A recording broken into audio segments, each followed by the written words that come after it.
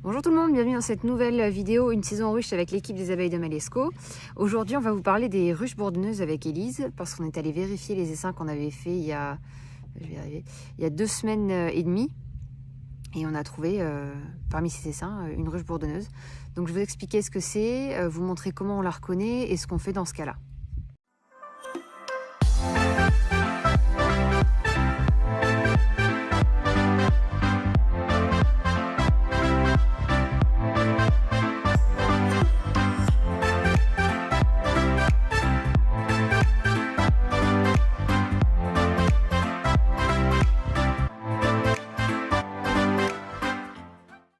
Une ruche bourdonneuse, en fait, c'est une ruche qui n'a plus de reine, une ruche orpheline.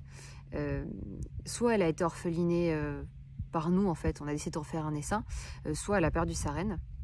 Mais en tous les cas, soit elle n'a pas pu en refaire une, elle n'a pas voulu. Là, dans notre cas, c'est qu'elle n'a pas voulu parce qu'on avait mis des cadres adaptés avec des œufs pour pouvoir faire des cellules royales, mais elle n'en a pas fait. Ou alors elle en a fait, et ce qui s'est passé, c'est que la reine n'est jamais revenue. C'est que ça n'a pas marché, en fait, ce qui arrive. Et donc dans ces cas-là, parfois la ruche devient bourdonneuse. Qu'est-ce que ça veut dire? Ça veut dire qu'une ouvrière va se mettre à pondre des mâles.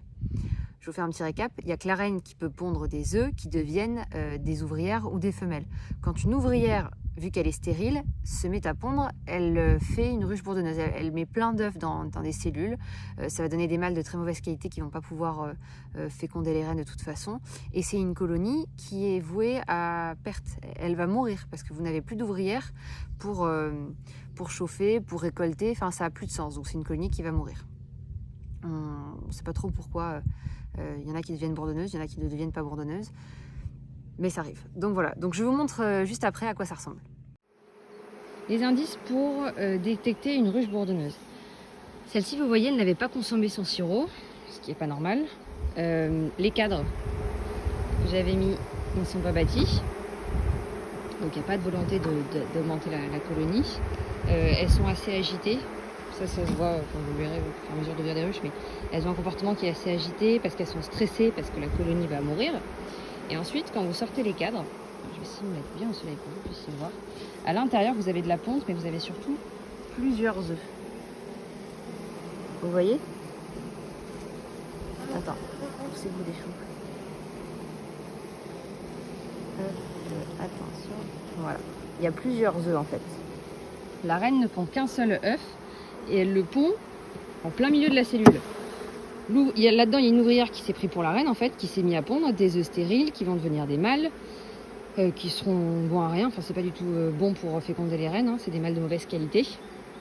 Et comme elle est plus petite que la reine, elle ne peut pas aller jusqu'au bout de la cellule pour pondre au milieu son œuf. Donc elle en pond plein et il y en a sur les parois, c'est un peu n'importe quoi. Donc ça, c'est une colonie qui va pas se développer. Et je vais vous montrer parce qu'avec Élise, on a vidé des ruches bourdonneuses. Je vais vous montrer à quoi ça ressemble. C'est des cadres qu'on va brûler, hein. Mais attendez, qu'est-ce que j'ai? J'en ai un peu moche. Ouais, voilà. Bougez pas. Regardez. Voilà. Ça, vous voyez, c'est un cadre de ruche bourdonneuse. Donc vous avez des... Il y en a qui va sortir, mais il sert à rien. Vous avez des... Encore celui-là, il est pas très très bourdonneux, mais on était au début. C'est des cellules qui sont de mâle. Vous voyez, c'est vraiment en relief par rapport à un couvain qui serait plat. Je vais vous montrer parce qu'Élise est en train de chercher la reine.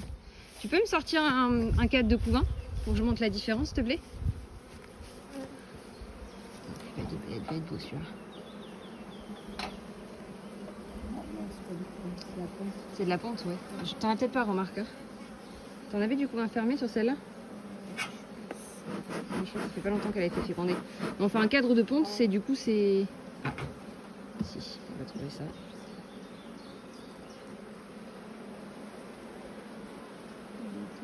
Non, on n'a pas. Bon, là, vous voyez, c'est un... De l'autre côté, t'en as? Bon, ça suffit, ça va un tout petit peu. Vous voyez, voilà, exactement, merci Edith. Donc ça, c'est tout.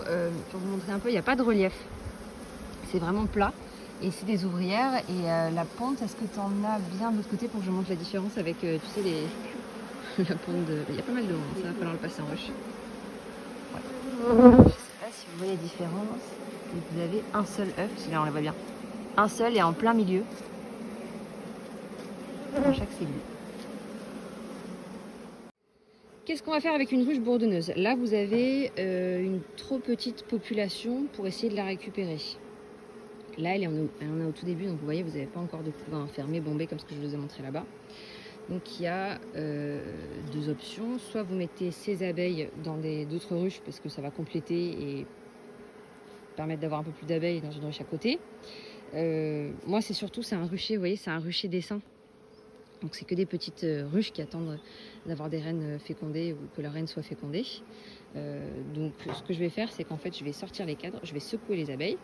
Elles vont aller dans les copines à côté, ne vous inquiétez pas, elles ne vont pas rester dehors et se laisser mourir de froid. Et comme ça, moi, je récupérerai un emplacement et la ruchette. Mais ça ne sert à rien de laisser une ruche comme ça se développer, parce que de toute façon, elle ne va pas se développer. Elle prend des réserves, elle va prendre la place, et en fait, elle n'aura jamais de chance d'avoir une reine et de devenir une vraie colonie. On vient de secouer la ruche. Oui, j'ai enlevé de son emplacement parce que sinon elle y revient obligatoirement. Et regardez, au fur et à mesure, elles vont migrer chez les voisines. Elles ne vont pas rester ici. Et ça sert à rien de les... mieux que ces abeilles partent dans une colonie où elles auront une chance de survie en fait. Donc pendant quelques heures, ça va être un petit peu le bazar ici. Vous allez avoir pas mal d'abeilles. Et progressivement, on va aller chez la copine. Alors elles ont préféré celle-ci, il y en a peut-être qui iront dans celle-là, mais elles vont pas rester toutes seules. Et voilà, j'espère que cette vidéo vous a plu. Je vous souhaite un très bon dimanche. N'hésitez pas si vous avez des questions à les poser en commentaire, on y répond avec plaisir. Et je vous dis à la semaine prochaine.